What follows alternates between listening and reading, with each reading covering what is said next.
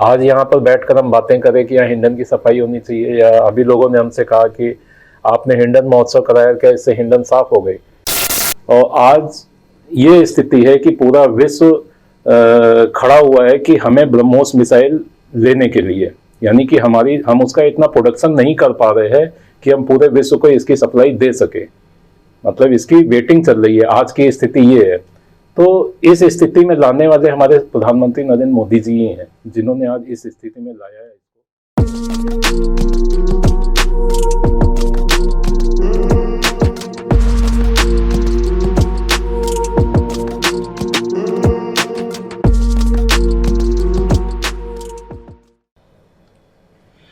अपने लिए जीना तो हर आदमी जीता है, सभी जीते हैं, क्योंकि जब जिंदगी जिए तो आदमी जिएगा ही। लेकिन दूसरों के लिए जीवन समर्पित करना ये हर किसी के बश की बात नहीं है। बहुत कम लोग ऐसे होते हैं जिनका जीवन देश और समाज को समर्पित होता है, जो समाज और देश के लिए निरंतर कार्य करते हैं और एक ही सोच के साथ कि हाँ, हमारा समाज मजबूत हो, हमारा देश आगे बढ़े।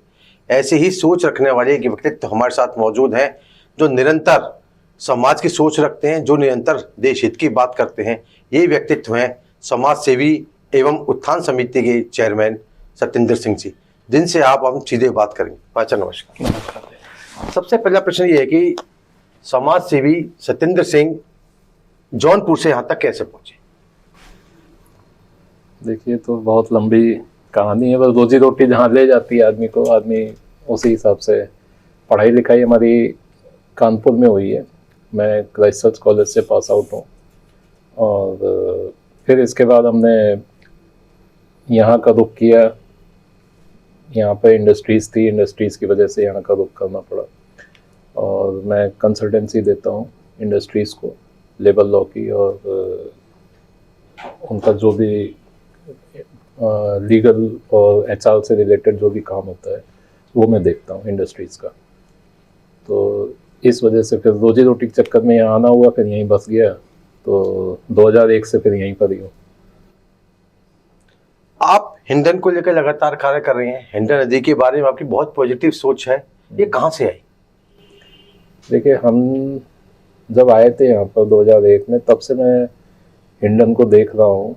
और पहले 2001 में तो हम लोगों के यहाँ एक होता है ना कि कभी मछलियों को आप दाना खिलाइए या उनको कुछ, वो तो पुण्य होता है। तो माता जी ने बोल रखा था कि हाँ, अब मछलियों को दाना डाल दिया करो, वो थोड़ा अच्छा रहता है। तो हमने भी मछलियों को दाना डालते थे, पहले हिंडन में जाते थे, यहीं हिंडन घाट पे। लेकिन जैसे जैसे आगे बढ़ते गए तो देखा उस पर मछलियाँ पहले दिखती थी, मछलियाँ दिखनी बंद हो गई। फिर मालूम चला कि भाई हिंडन की ये हालत है, इतनी बुरी हालत हो गई हिंडन की। तो फिर ये हुआ कि इस पर थोड़ा वर्क किया जाए, काम किया जाए। थोड़ा थोड़ा करके लोगों को जोड़ा, काम किया। अभी पिछले कई सालों से हमने हिंडन के किनारे वृक्षारोपण भी किया था, वो भी किया, प्रशासन के साथ मिलके काम किया। हिंडन महोत्सव का आयोजन किया अभी हमने, 2 बार से हम हिंडन महोत्सव का आयोजन कर रहे हैं। बेसिकली हिंडन महोत्सव का आयोजन करने का मकसद ये है कि लोगों को जागरूक करना, क्योंकि हम अकेले कुछ नहीं कर सकते, एक कलेक्टिव एफर्ट होता है किसी भी काम को करने के लिए। तो जब तक हम लोगों को अपने साथ जोड़ेंगे नहीं तो कोई भी काम संभव नहीं है। और हिंडन की सफाई के लिए प्रशासन को ध्यान देना होगा, सरकार को भी ध्यान देना होगा। जिस तरह अभी यमुना की सफाई के लिए काफ़ी प्रयास किए जा रहे हैं। और अभी हमारी नई CM बनी है श्रीमती रेखा गुप्ता जी, उन्होंने काफ़ी काम शुरू भी कर दिया है हिंडन के उस पे, यमुना जी पे, दिल्ली में। उसी तरह हिंडन पे भी यहाँ काम होना चाहिए। हिंडन पे इसलिए होना चाहिए काम क्योंकि ये हिंडन नदी हमारी यमुना जी में ही जाकर मिल रही है। और अगर मान लीजिए दिल्ली में यमुना साफ हो गई, इसके गौतम बुद्ध नगर में यमुना जी आ रही हैं, तो यमुना जी जाके फिर गंदी हो जाएंगी, क्योंकि हिंडन जाके उसी में मिल रही है। तो दिल्ली की सफाई का फिर यहाँ पर कोई औचित्य नहीं रह जाएगा। इसलिए जो उसकी कंट्रीब्यूटिव नदी हैं, जो यमुना जी में मिल रही हैं, तो उसकी भी सफाई होनी चाहिए। इसलिए हिंडन की सफाई का बहुत महत्व है और बहुत ज़रूरी है हिंडन की सफाई। और जीवन रेखा है पश्चिमी उत्तर प्रदेश की, तो जीवन रेखा अगर आप कहें तो ज़्यादा बेटर होगा। और हालांकि अब आज तो जीवन रेखा अपनी अंतिम सांसें ले रही है, ये स्थिति है। गाजियाबाद की पहचान हिंडन नदी, जो कहा जाता है कि गाजियाबाद के लोग आपसे कुछ ज्यादा वर्ष पहले 3 या 4 दशक पहले नहाने जाते थे, आज उसकी हालत के पीछे आप क्या मानते हैं? देखिए, सबसे बड़ी तो उसमें ये है कि जो यहाँ के नाले हैं, हिंडन नदी में काफ़ी नाले गिर रहे हैं। अभी हमने जब हिंडन महोत्सव किया था तो हमने उसमें ड्रोन से सर्वे भी करवाया था।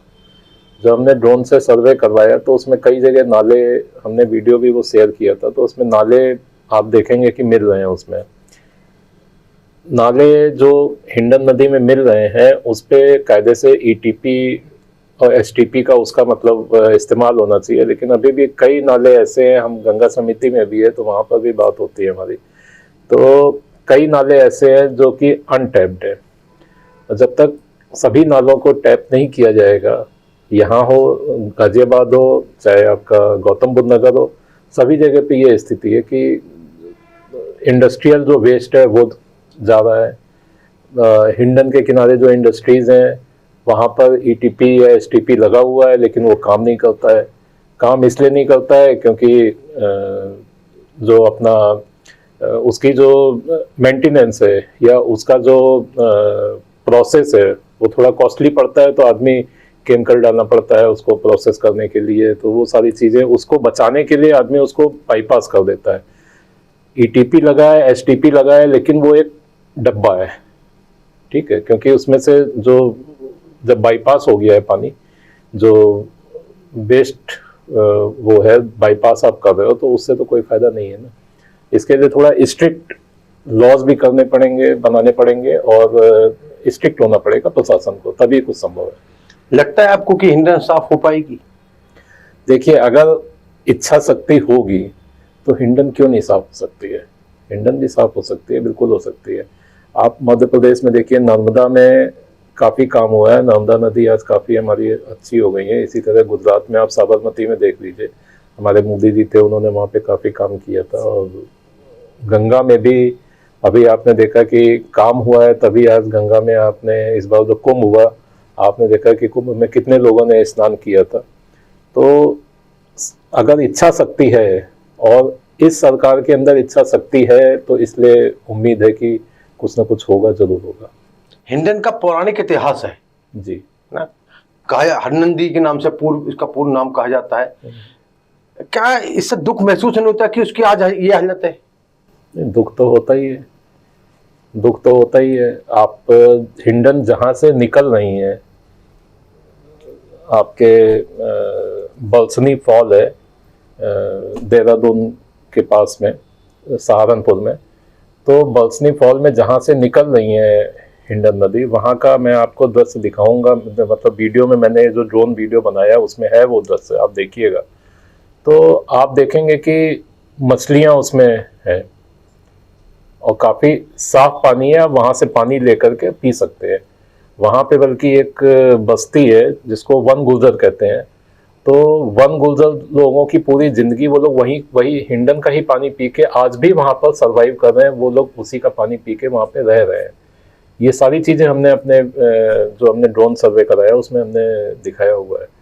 तो जब लेकिन आगे आके जैसे जैसे हिंडन आगे आती हैं तो गंदी होती जाती हैं, तो यही रीज़न है गंदे होने का उनके, क्योंकि हम उसको मतलब हम खुद ही नहीं समझ रहे हैं।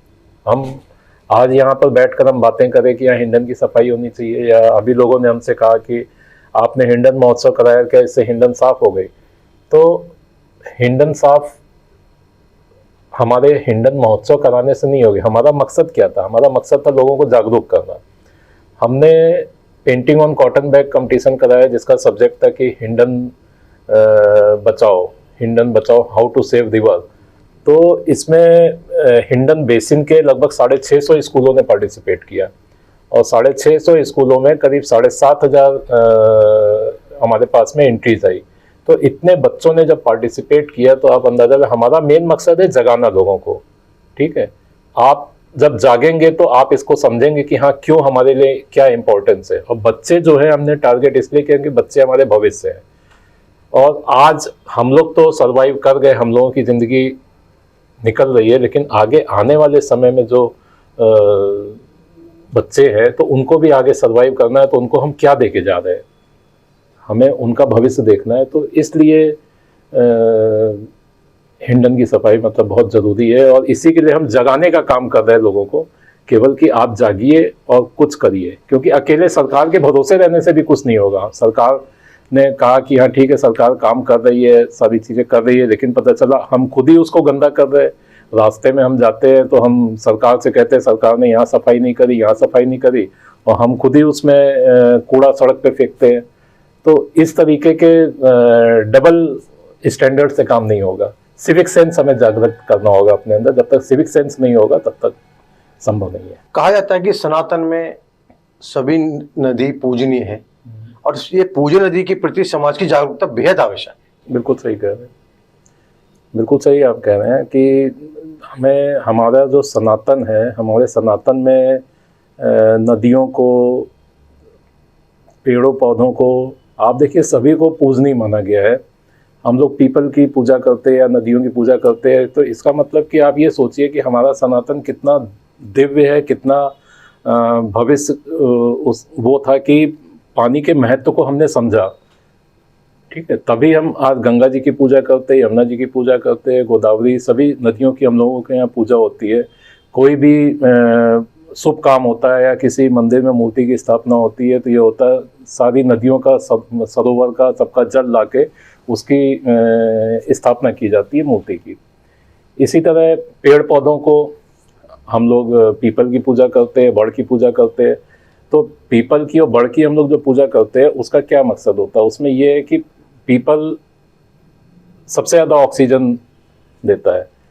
तो इस चीज़ को आप सोचिए कि हमारे सनातन ने किस तरीके से व्याख्या की और धर्म से इसको जोड़ा उन्होंने।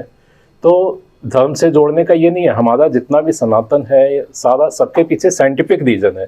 इस चीज़ को हम लोग आज साइंस के नज़रिए से देखते हैं या दूसरे नज़रिए से देखते हैं, लेकिन अगर आप इसको देखिए तो हमारा सनातन बहुत पहले से ये चीज़ समझ चुका है कि नदियों का क्या महत्व है या पेड़ पौधों का क्या महत्व है, क्यों हमें इसकी आवश्यकता है, क्यों हमें इसकी पूजा करनी चाहिए। तो हम केवल अगर अपने सनातन पे ही चले, उसी का पालन करें तो काफ़ी कुछ संभव हो सकता है। और इसमें मैं कहूँगा धर्माचार्यों को भी आगे आना चाहिए। आ रहे हैं काफ़ी लोग, लेकिन ये है कि थोड़ा खुलकर उनको आगे आके और इसमें काम करना चाहिए। आप समाज सेवा में भी हो और भाजपा में भी आपका रुझान देखा जाता है, इसके पीछे क्या मानते हैं? देखिए, जब से नरेंद्र मोदी जी आए हैं और उन्होंने जो देश के लिए किया है, ये पिछले कई सालों में हमने तो नहीं देखा कि कोई सरकार कर पाई है। जितने भी बड़े डिसीजन हुए हैं, आप चाहे धारा 370 ले लीजिए या राम मंदिर का निर्माण ले लीजिए, या अगर आप उसमें ले लीजिए क्या नाम है, मुस्लिमों के लिए भी उन्होंने काम किया है, चाहे आप 3 तलाक ले लीजिए, चाहे आप और जो प्रथाएं हैं, कुप्रथाएं हम कहेंगे, जो समाप्त करने के लिए उन्होंने जो काम किया है। और कितने काम मैं गिनाऊं, अभी सबसे बड़ा जो लेटेस्ट काम किया है कि भारत को एक महाशक्ति के रूप में उन्होंने खड़ा किया है पूरे विश्व के सामने। जो अभी युद्ध हुआ पाकिस्तान के साथ में, तो उसमें जो हमारी विजय हुई है, तो ये एक बहुत बड़ा संकेत है पूरे विश्व को, पूरी दुनिया को, कि हम आज किसी के ऊपर निर्भर नहीं है। क्योंकि जितनी भी, चाहे ब्रह्मोस मिसाइल हो या और भी जो मिसाइलें हैं जिससे हमला किया गया, सारे हमारे मेड इन इंडिया के वेपन थे। और आज ये स्थिति है कि पूरा विश्व खड़ा हुआ है कि हमें ब्रह्मोस मिसाइल लेने के लिए, यानी कि हम उसका इतना प्रोडक्शन नहीं कर पा रहे हैं कि हम पूरे विश्व को इसकी सप्लाई दे सके। मतलब इसकी वेटिंग चल रही है, आज की स्थिति ये है।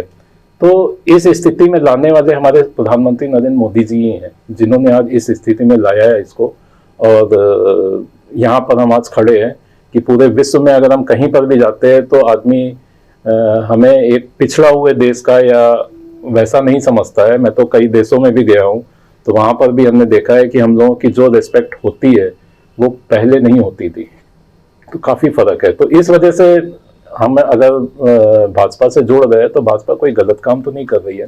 भाजपा तो बहुत देशभक्ति के लिए, देश के लिए काम कर रही है, और ये तो एक अच्छा वो है, हमें तो खुशी है भाजपा से। देखा जाए तो प्रधानमंत्री नरेंद्र मोदी का कार्य आपका भाजपा में अधिक जुड़ने का सबसे बड़ा कारण है। हाँ, मतलब नहीं, भाजपा का तो प्रधानमंत्री नरेंद्र मोदी का बाद हम आपको बताएं, मैं जब इंटर में था, मैं तब से मैं आरएसएस से जुड़ा हुआ हूँ, ठीक है।